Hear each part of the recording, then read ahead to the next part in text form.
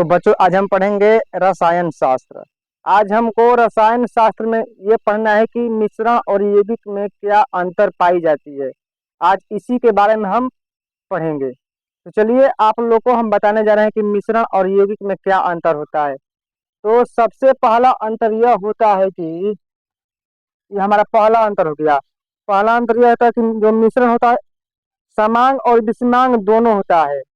मिश्रण क्या होता है तो समांग और विषमांग दोनों होता है, लेकिन यौगिक हमेशा समांग ही रहता है। यह पहला अंतर क्या है तो मिश्रण समांग या विषमांग दोनों रहता है, जबकि वही यौगिक सिर्फ समांग रहता है। यौगिक क्या रहता है तो यौगिक हमेशा समांग रहता है। ये पहला अंतर हो गया। दूसरा दूसरा अंतर क्या होता है तो जब मिश्रण बनता है तो इसके बनने से नया पदार्थ नहीं बनता है। मिश्रण के बनने पर नया पदार्थ का निर्माण नहीं होता है, जबकि वही यौगिक बनता है तो नए पदार्थ का अलग गुण वाले नए पदार्थ का निर्माण होता रहता है। दूसरा अंतर मिश्रण के बनने पर नया पदार्थ नया पदार्थ नहीं बनता है, नहीं बनता है, जबकि यौगिक बनता है तो नया पदार्थ का निर्माण होता रहता है। यौगिक के बनने पर नया पदार्थ प्राप्त होता है। ये हमारा दूसरा अंतर हो गया। तीसरा अंतर होता है कि जब मिश्रण बनता है तो ऊर्जा परिवर्तन नहीं होता है।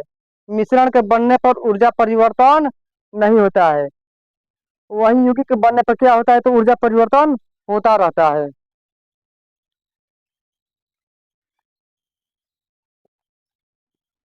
मिश्रण के बनने पर ऊर्जा परिवर्तन नहीं होता है,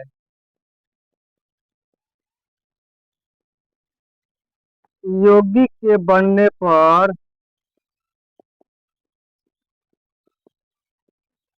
ऊर्जा परिवर्तन होता है। ये हमारा तीसरा अंतर हो गया। दो या दो से अधिक प्रकार के अणु मिश्रण में रहते हैं। मिश्रण में जो अणु होते हैं दो या दो से अधिक प्रकार के होते हैं, जबकि यौगिक में एक ही पदार्थ के अणु रहते हैं। यौगिक जो होता है एक ही प्रकार के अणुओं से मिलकर बना रहता है। अगला अंतर क्या है तो मिश्रण में जो अणु होते हैं, अणु क्या होते हैं दो या दो से अधिक प्रकार के विद्यमान होते हैं, मौजूद रहते हैं, जबकि यौगिक में ऐसा नहीं होता है। यौगिक में सिर्फ एक ही प्रकार के अणु पाए जाते हैं। मिश्रण में दो या दो से अधिक अणु रहते हैं।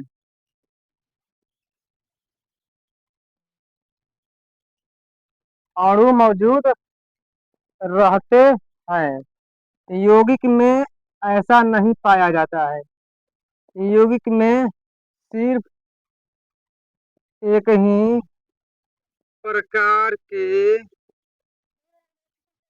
अणु पाए जाते हैं।